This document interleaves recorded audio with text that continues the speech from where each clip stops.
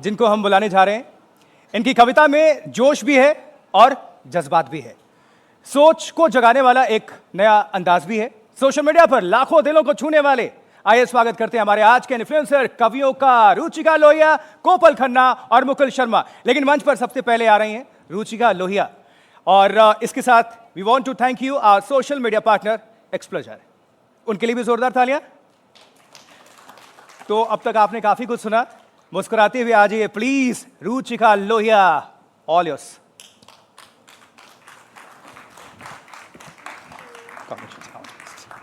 Hello, आप लोग सब कैसे हो?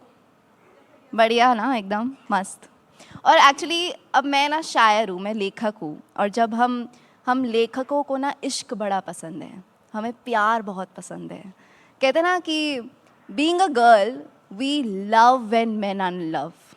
हमें इतना पसंद होता है जब एक शख्स हमसे प्यार करता है और उसकी आंखों में वो प्यार हमें हर दिन दिखता है। कहते ना दुनिया की सारी खूबसूरत चीज़ें एक तरफ, और जब एक मर्द प्यार में होता है उसका नूर एक तरफ। लड़कों को ना अक्सर मोहब्बत बदल कर जाती है। मेरे ख्याल से एक लड़के से आदमी तक का भी सफ़र मोहब्बत उसे करवाती है। जो सख्त था एक समय पर वो कितना नर्म हो जाता है ना। जो ध्यान कुछ भी नहीं देता था वो अब एकदम से रिस्पॉन्सिबल बन जाता है।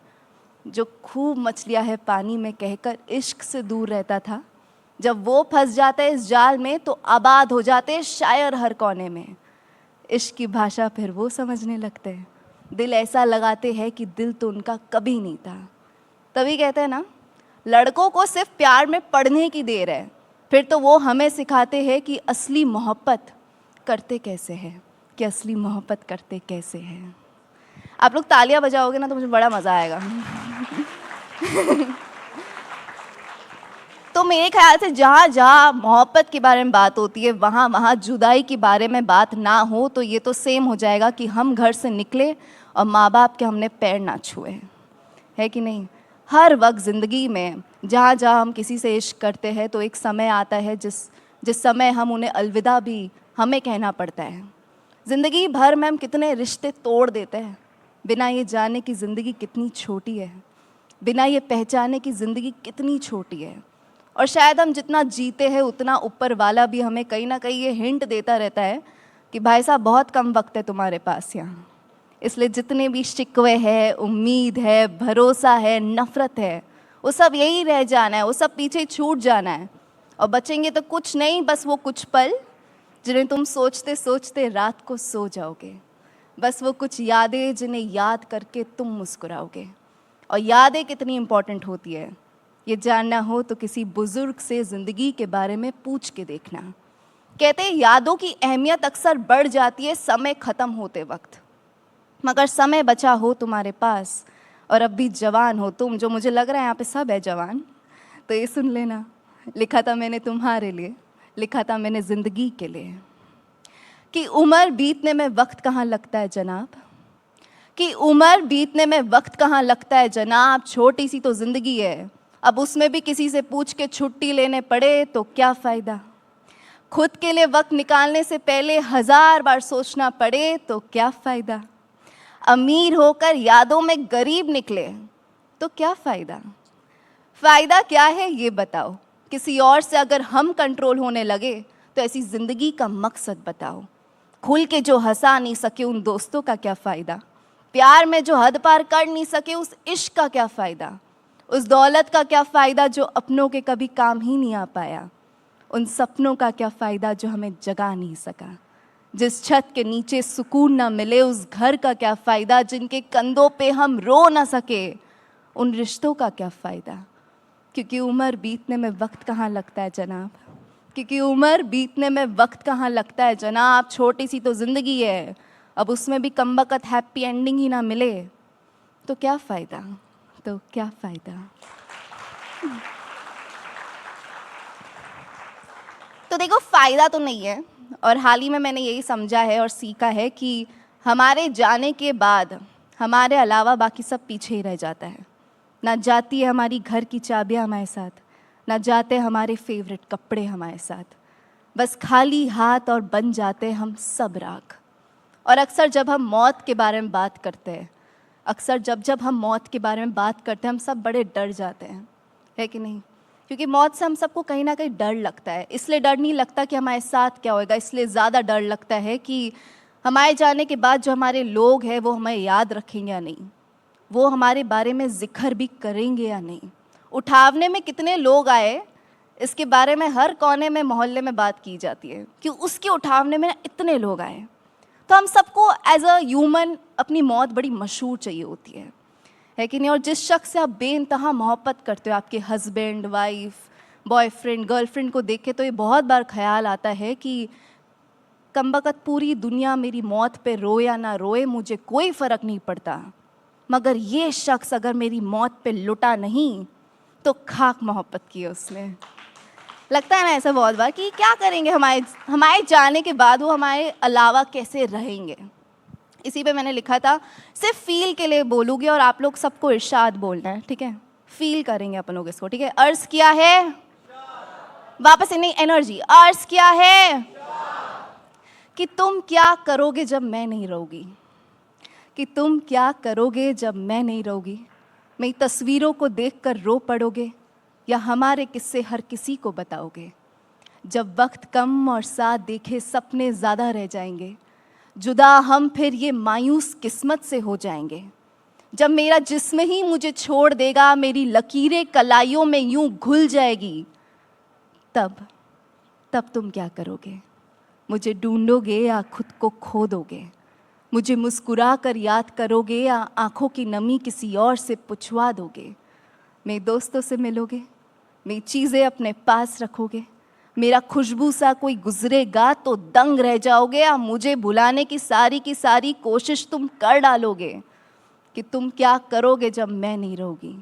मेरी जगह किसी और को दे दोगे, या काजल की तरह उतर ना सके वैसा इश्क मेरे जाने के बाद भी मुझसे करोगे? कि तुम क्या करोगे जब मैं नहीं रहूँगी? तुम क्या करोगे जब मैं नहीं रहूँगी? ये अब मुझे एक आखिरी में शायरी मुझे आप लोगों को बतानी थी। One of the most special shayari है, क्योंकि मेरे ख्याल से इश्क, मोहब्बत, दोस्ती, यारी तो चलती रहती है, मगर हमारी जो पूरी ज़िंदगी होती है वो डेडिकेट होनी चाहिए तो सिर्फ दो शख्स के लिए होनी चाहिए। वो होती है एक हमारी माँ और एक होते हैं हमारे पापा, क्योंकि उनके जैसी ना रूहानी मोहब्बत हमसे कोई और कर नहीं सकता, है कि नहीं? बाकी सब तो आते जाते रहते हैं, मगर हमारे मम्मी पापा वाली जो मोहब्बत होती है वो हमसे कोई और नहीं कर सकता। और अक्सर जब हम सपनों के पीछे दौड़ते हैं तो कहीं ना कहीं एक मकसद होता है, कहीं ना कहीं there is a purpose behind every dream. और हम जैसे कई इंडियंस के लिए वो मकसद होता है हमारे पापा की खुशी, कि हमारे अगर पापा खुश हो जाए हमसे तो आधी ज़िंदगी उधर ही सलट जाती है। क्योंकि मम्मियों को खुश करना ना बहुत आसान होता है। मैं कल शादी कर लूँगी, मेरी माँ मुझसे आज खुश हो जाएगी। मगर जो पापा होते हैं उनको रिटर्न इन्वेस्टमेंट चाहिए, उन्हें चाहिए कि बेटा क्या कर रहे हो। तो उन्हीं के लिए मैंने कुछ लिखा था, वापस से फील के लिए करेंगे। अर्ज़ किया है कि खुदा तू जान भी ले ले मुझे कोई मसला नहीं, कि खुदा तू जान भी ले ले मुझे कोई मसला नहीं, बस जाते जाते ये बता दे कि पापा मुझ पे गर्व कर पाए या नहीं। हम जीत ना सके अगर इस दुनिया को तो मंजूर है मुझे, अगर घिर भी गए फिर भी उठ के दिखाना है तो बस उसे, कि अगर घिर भी गए फिर भी उठ के दिखाना है तो बस उसे, क्योंकि सपने हो भले आज मेरे वो टिके हैं ना उन आँखों में, भरोसा किया है उन्होंने तो अब तोड़ना नहीं है मुझे।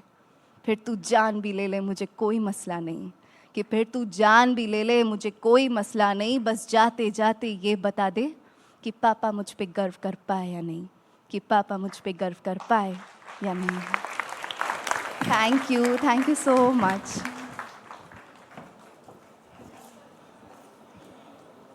प्लीज जोरदार तालियां तो होनी चाहिए ना। रुचिका, आपके पापा ने हमेशा आप पर गर्व किया है और आगे भी करते रहेंगे, और हम सब भी आप पे गर्व कर रहे हैं। होपफुली वो कभी तो करेंगे। चलिए, so nice of you, thank you so much. Thank you so much. हौसला अफजाई जरूर करते रहिए, क्योंकि हौसले हैं तो उड़ान है। और अब रुचिका लोहिया के बाद हमारे सामने अपने शब्दों का जादू बिखेरेंगी कोपल खन्ना। प्लीज वेलकम कोपल खन्ना। आग लगा दीजिए मंच पर। वो कहते हैं ना, आग लगा दो, आग लगा दो, आग लगा दो। हाँ, ही क्लैरिफाइड। हाय, कितने सुंदर लग रहे हो यार सब लोग। इतना खूबसूरत सेट है और जब सुनाने वाले को इतने सुंदर सुनने वाले मिल जाए ना तो यार बात ही कुछ और होती है। कैसे हो आप सब? बढ़िया चल रहे हैं? एक राउंड सब स्नैपिंग कर दो। आती है आप लोगों को स्नैपिंग करनी?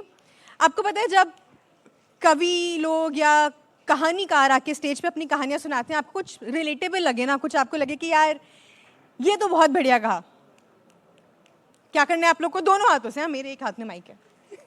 ठीक है, डन। तो रुचिका ने यार कितनी प्यारी बातें करी। एक जोरदार तालियां हो जाए रुचिका के लिए। तो रुचिका ने मोहब्बत की बहुत बातें करी हैं।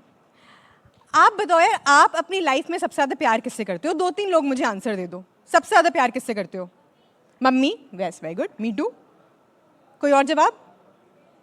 हाँ, अपने बेटे से। माँ बाप, बेटे, दोस्त। यार जब मैं सवाल पूछती हूँ ना, मुझे कभी भी ये जवाब नहीं मिलता है कि खुद से। और मैं ना करीना कपूर से बहुत इंस्पायर्ड हूँ, मैं अपनी फेवरेट हूँ।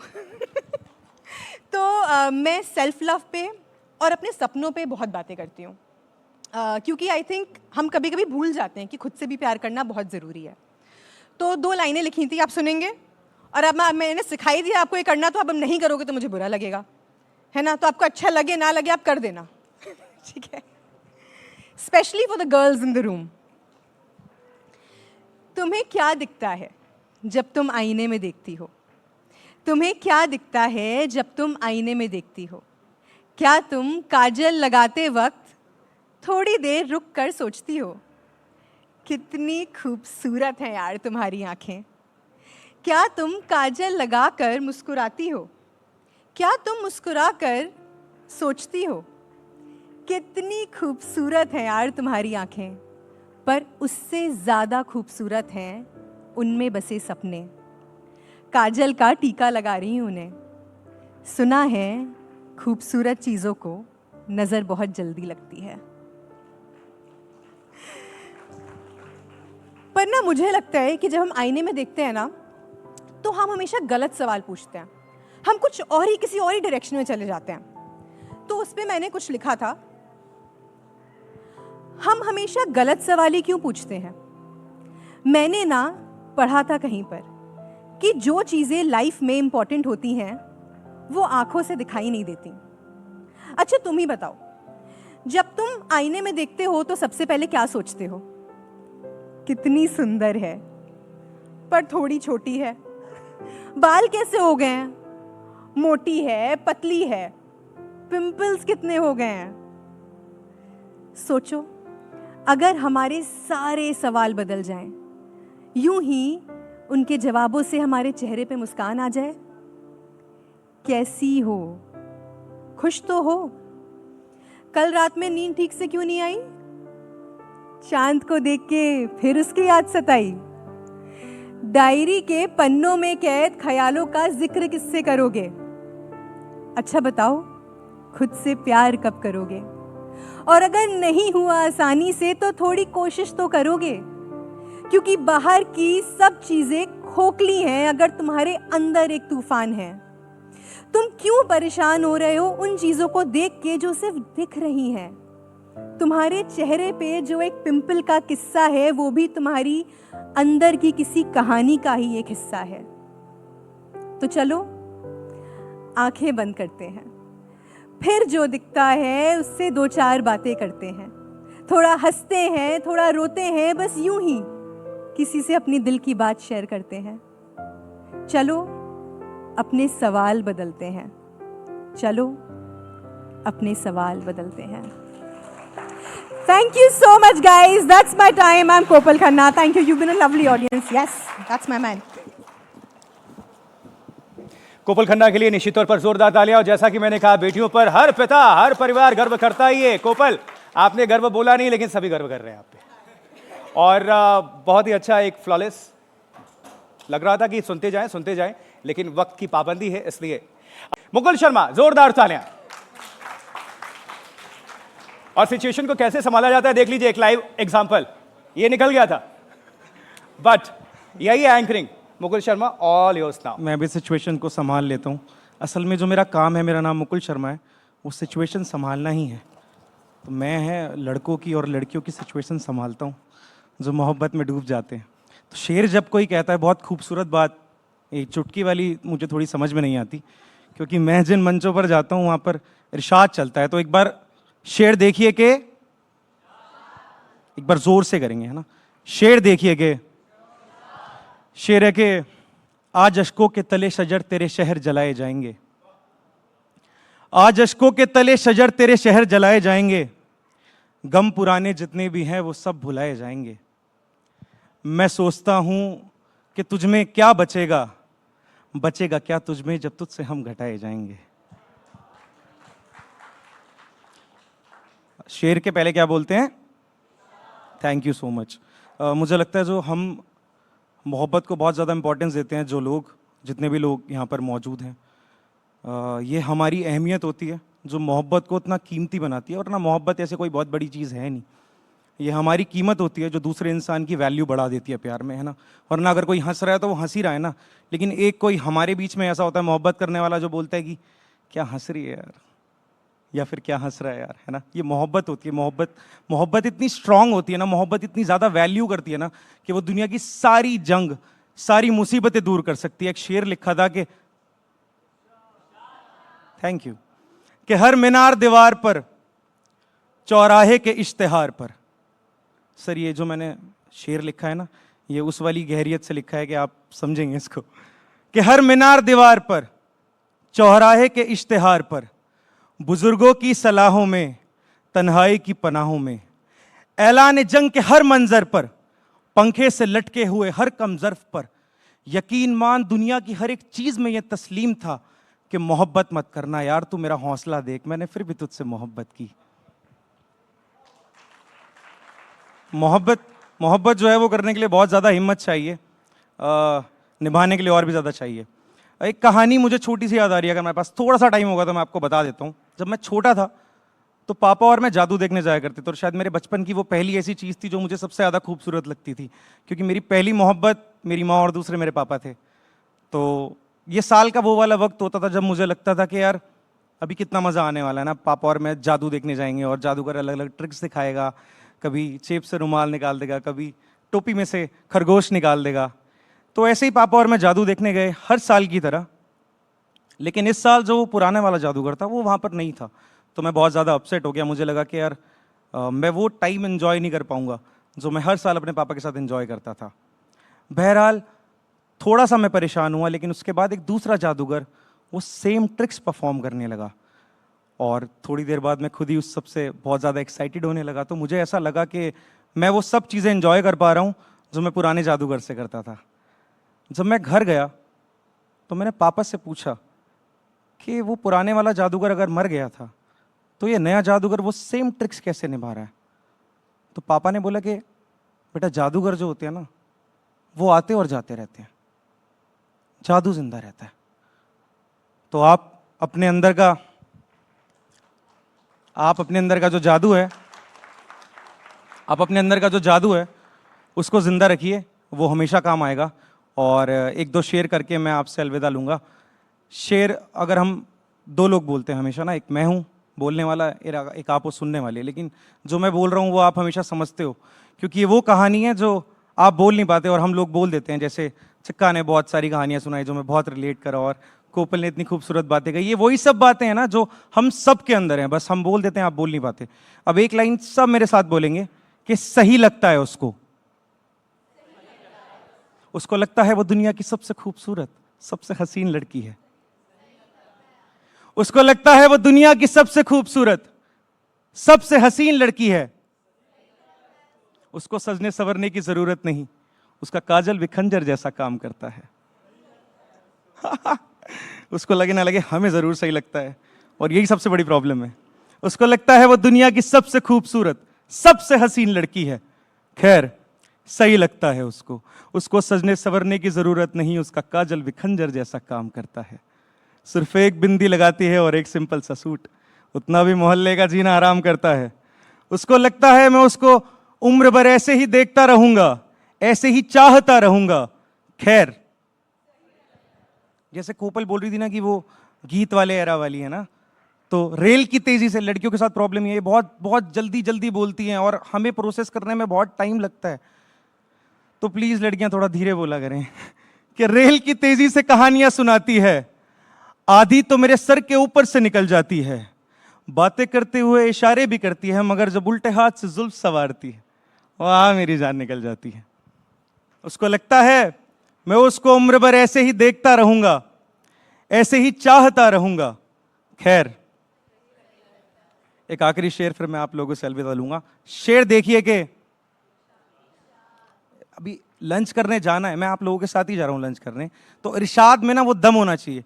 शेर देखिए कि सीधे दिल को निशाना नहीं बनाया उसने,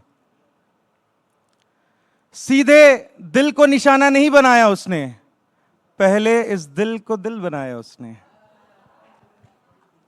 सीधे दिल को निशाना नहीं बनाया उसने, पहले इस दिल को दिल बनाया उसने। वो जानता था मुकुल मोहब्बत के नाम पे कुछ भी कर सकता है, इसीलिए अपने हाथ से जहर खिलाया उसने। उसको कहीं जाने की बहुत ज्यादा जल्दी थी, उसको कहीं जाने की बहुत ज्यादा जल्दी थी। उतरा नहीं, ट्रेन से हाथ हिलाया उसने। और मैं जिस बात का खौफ अपने जहन में उम्र भर रखता रहा, एक दिन वो सब करके दिखाया उसने। Thank you so much guys. और अब आप लंच कर सकते हो जाके। नहीं अभी नहीं, भाई पहले शर्मा जी के लड़के के लिए जोरदार तालियां भाई, मुकुल शर्मा के लिए। और लंच पे आप जाएं उसके पहले सिर्फ 30 सेकेंड आप सभी को देना है, क्योंकि हम भारत में हैं, हम भारतीय हैं। और हमारे बीच डॉक्टर आरपी शर्मा जी हैं। लिस्ट में इनका नाम नहीं था लेकिन बड़े शानदार हैं, तो इसलिए इनसे रिक्वेस्ट किए 30 सेकेंड। मैं भारत हूं, कैसे आप भारत हैं बताइए। हम सभी भारत हैं। कैसे?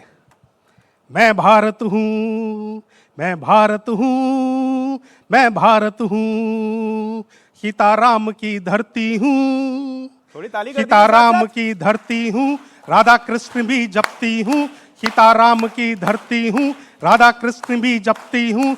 शक्ति हूँ मैं साधु संत की, शक्ति हूँ मैं साधु संत की, भक्ति माँ मीरा की हूँ। मैं भारत हूँ, मैं भारत हूँ, मैं भारत हूँ। युवाओं का विश्वास हूँ, नगरों का विकास हूँ, युवाओं का विश्वास हूँ, नगरों का विकास हूँ। खेतों में नित लहलाता मैं, खेतों में नित लहलाता मैं, उगे अन्न का कारक हूँ। मैं भारत हूँ, क्या बात है? मैं भारत हूँ, मैं भारत हूँ। क्या बात है? परमाणु भी पास मेरे, परमाणु भी पास मेरे, शत्रु से ना कभी डरे, परमाणु भी पास मेरे, शत्रु से ना कभी डरे। कई इतिहास लिखे मैंने, कई इतिहास लिखे मैंने, पर युद्ध के विरुद्ध हूँ।